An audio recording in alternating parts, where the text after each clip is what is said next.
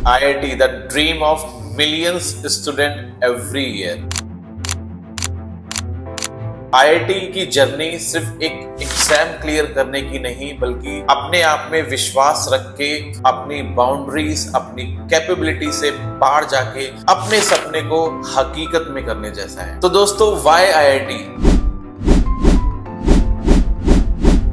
IIT एक institute ही नहीं, बल्कि आपके सपनों को उड़ान देने का प्लेटफॉर्म है। IIT एक ऐसी जगह है जहां पे मोस्ट टैलेंटेड पीपल मिल जाते हैं। आपने देखा ही होगा कि सालों से top engineers, top founders, top entrepreneurs सभी के सभी IITians हैं। तो दोस्तों, आप आज जहां पे हैं वो IITians भी कुछ टाइम पहले वहां पर थे। अगर वो कर सकते हैं तो आप भी कर सकते हैं, लेकिन ये समझना जरूरी है ये कैसे होगा। Let me share a quick story of one of my friend. His name is Sushil Pratap Singh. He was an average student but very good at maths.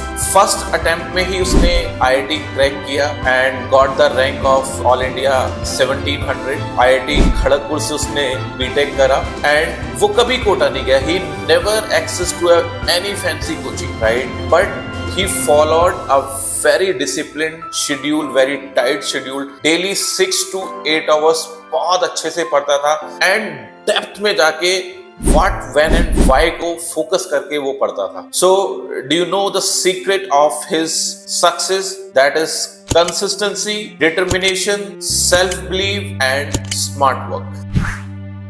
तो दोस्तों, जैसा आप सबको मालूम है कि जनवरी में JEE मेंस का एग्जाम है। आप JEE मेंस क्रैक करेंगे तो JEE एडवांस तक जाएंगे, जो कि आपको IIT तक लेके जाएगा। तो IIT में कितनी कॉम्पिटेंसी है, कितना कॉम्पिटेटिव ये एग्जाम है, इन नंबर से समझने की कोशिश करते हैं। टोटल सीट्स है 17,385, यानी कि 17,385।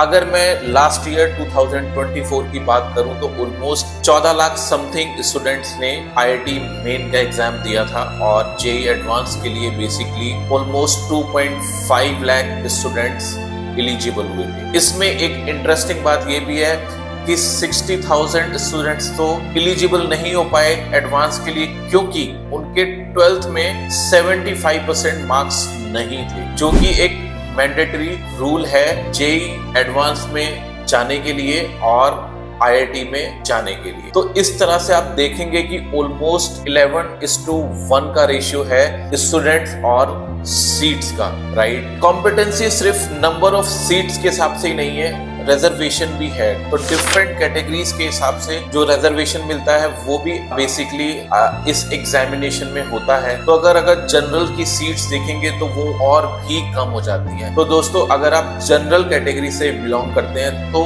आपकी कॉम्पिटेंसी जस्ट डबल हो जाती है। इस चीज का भी आपको ध्यान रखना होगा। Now let's talk about the strategy for cracking IIT। Number 1 पे बात करेंगे, स्ट्रॉन्ग फाउंडेशन ऑफ कॉन्सेप्ट। तो दोस्तों, फिजिक्स, केमिस्ट्री और मैथ्स तीनों ही सब्जेक्ट को आपको इक्विवेलेंट वेटेज देना है। ऐसा नहीं कि एक सब्जेक्ट में आप अच्छे हैं तो उसी को लेके चल रहे हैं। रटने की कोशिश बिल्कुल नहीं करनी है। रटंती विद्या से काम नहीं चलेगा। डीप में जाके कॉन्सेप्ट को समझना पड़ेगा, लॉट ऑफ प्रैक्टिस करनी पड़ेगी। एक बुक से काम नहीं चलेगा कि सिर्फ HC वर्मा पढ़ लिया, नहीं, आपको मल्टीपल बुक्स को पढ़ना पड़ेगा, मल्टीपल राइटर्स की बुक को पढ़ना पड़ेगा, चाहे वो अवस्थी सर हो, RD शर्मा हो या फॉरेनर राइटर्स हो, जो भी हो।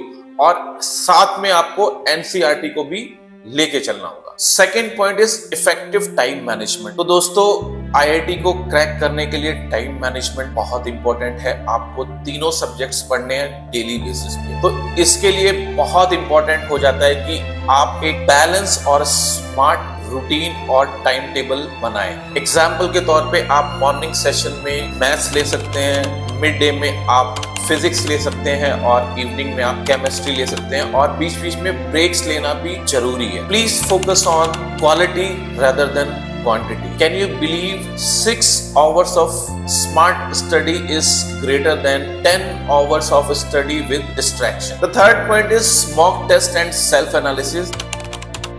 तो दोस्तों, आपकी तैयारी अच्छी हो, कच्ची हो, पक्की हो, मॉक टेस्ट आपको मिस नहीं करना है। आपको हमेशा टेस्ट देते रहना है। आप इससे आप अपने आप को इवेल्युएट कर पाएंगे, है ना, कि आप कितना प्रिपेयर हैं। और इससे घबराने की जरूरत नहीं है, इससे आपका कॉन्फिडेंस लूज नहीं होगा। आप रेगुलरली इस चीज को करें। एंड इससे भी ज्यादा इंपॉर्टेंट है कि एग्जाम और मॉक टेस्ट का जब रिजल्ट आ रहा है ना, तो उसको सेल्फ एनालिसिस और रेट्रोस्पेक्शन जरूर करें कि मुझसे क्या गलती हुई है, और वो गलती रिकरिंग नहीं होनी चाहिए, ठीक है। तो उसको रूट कॉज एनालिसिस को लिखें और उस कॉन्सेप्ट को फिर से समझें। रिपीटेटिव एनालिसिस और रिपीटेटिव स्टडी बहुत इंपॉर्टेंट हो जाती है, जिसको हम बोलते हैं स्मार्ट स्टडी। अपनी गलतियों से सीखना और उनको ना दोहराना, ये सबसे बड़ा पहचान है एक स्मार्ट स्टूडेंट की। Fourth point is mental strength and consistency.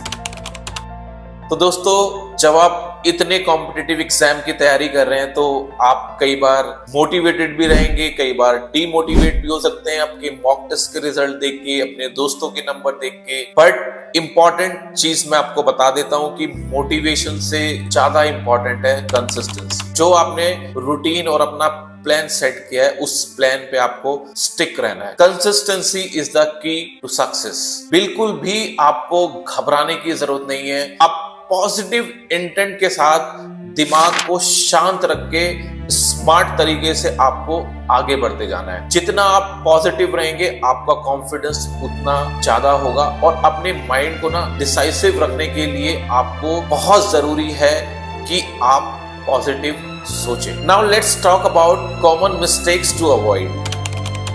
आपको स्क्रीन पे मिस्टेक्स दिख रही होंगी, राइट? लाइक कि एनसीईआरटी आपने अवॉइड कर दी है।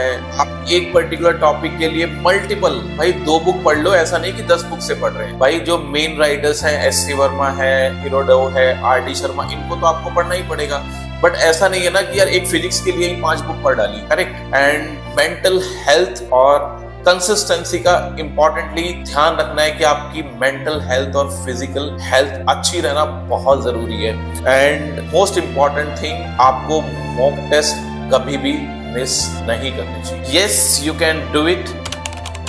तो दोस्तों, आईआईटी में जो जाने की जर्नी है, it's not about only intelligence. आपको फिजिकली, मेंटली हर तरह से आपका 100% देना होगा, ठीक है? आपके पास कोई ऑप्शन नहीं है हार्ड वर्क के अलावा, कंसिस्टेंसी के अलावा, हार्ड वर्क के अलावा, सेल्फ कॉन्फिडेंस के अलावा कोई ऑप्शंस नहीं है आपके पास।